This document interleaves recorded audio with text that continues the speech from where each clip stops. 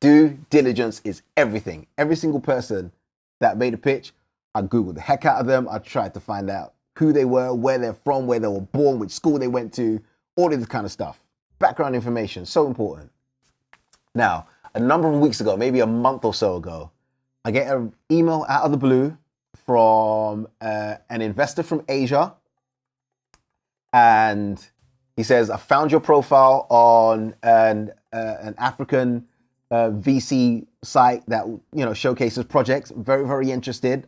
Would you have a conversation with me just to find out where you are in the project with a view to me potentially or possibly investing if it all lines up? Cool. I respond, thanks for reaching out. Please send me your profile, you know, and then we can schedule a call. Sends me his profile.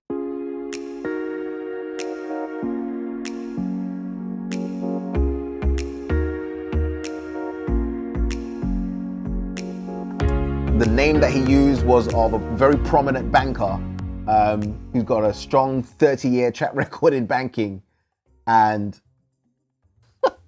it's funny to think of.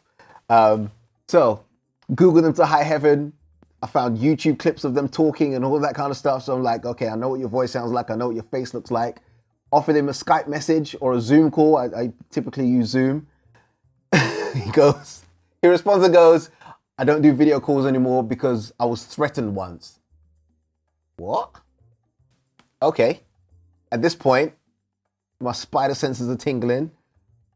I get back on a call to my lawyer, send him an email, send him all the profile details. Please check this guy out. He's reached out, saying he's a funder. Here's all of the emails. Here's all the correspondence. He goes, he seems to check out. Nothing has shown up on my side. But ask him a few key questions. One of the key questions is, what's the source of your capital? Where'd you get your money from to invest? So the call is scheduled at this point. I'm like, whatever, give me a call. He calls, gets through to my reception team. The line's bad. It gets cut off. I get an email from my reception team saying, you know, this certain person tried to get in touch with you, blah, blah, blah. Emailing back straight away. Say, you know, please give me a call. I'm still available. And no response. A day later is like, sorry, it was late when I was trying to give you a call and the line was bad and, we'll schedule the call another time. So I responded and said, I'll do you one better. I'll call you. Give me your number. I'll call you and it'll be at my inconvenience because Asia's like 8-9 hours ahead. So he would have to call me at like 9-10 o'clock at night to get us at regular hours, like in the afternoon here. So I said, I'll be at the inconvenience. And I got up happy to get up at 4 or 5 a.m. and I'll give you a call at what will be, 9, 10, midday or whatever. No response. I'm like, okay. Fine. Please let me know when you're ready to talk again. I would prefer to use Zoom. And he immediately responded and said, I've already told you I don't use video calling. I said, it's fine. I use Zoom for voice calls too. And at that point, it just fizzled away. I just wasn't going to, chase him up anymore. I sent him one more email saying, hi, I'm available on such and such a date and such a date for a call if you're ready. Didn't hear back from him. Wrote that off. Too many red flags. I'm at the point where I now, at the first red flag, out of there. Haven't got time for it. Have not got time for it. 3 different instances where people have tried to scam me. 3 where people thought I was going to send them information and an overview or whatever and release how our technology works and, just give them the secret sauce. Not going to happen.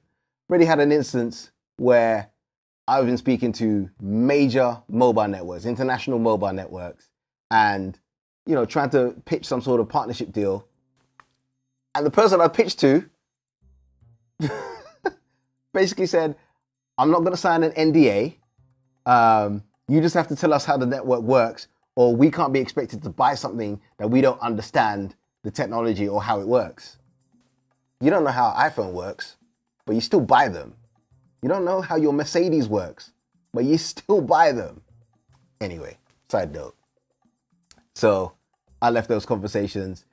6 months to a year later, I see a press release come out saying they're going to release their own Wi-Fi technology and listed off the exact locations that were in my overview document to say they're going to deploy in these areas and these areas and these areas. I was like, no way. And the kicker, at the bottom of the actual press release, the name of the person was actually the person I was talking to about the potential partnership deal. Anyway, so there might have been 4 instances where people are trying to put a scam on me. But yeah, for the average deal, the average project, you're not necessarily going to come across this unless you've got proper intellectual property or some sort of secret source that you're trying to protect. Yeah, just be careful with it. Get everybody to sign an NDA.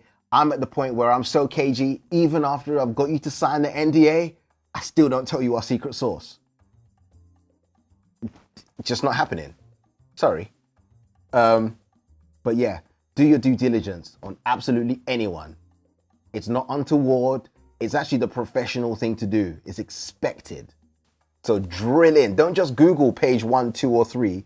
Hit page 67. Find out who he is, what he named his first pet, where he went to school, what color was his hair when he was a child. Is it still the same color now? Does he wear a wig? Does he cross-dress on the weekend? You gotta know these things. Gotta find out this information. My business mentor actually hires a private investigator to check out any of his targets, teammates, possible partners. Everybody gets the full rundown. For good reason. Because there are wild people out here. All over the world. Because these crazy people weren't just from Africa, they were from Asia too. And the first person that actually tried to find out my technology and fish around and tried to find out what our secret source was British. So, yeah. Don't expect everybody to be trustworthy. Have your wits about you. Do your due diligence. Do your research. Drill in. Find out everything you possibly can. Get other people to check them out. Just like I did with every single person I spoke to. I got my lawyer involved and said, you know what, do some due diligence on these guys.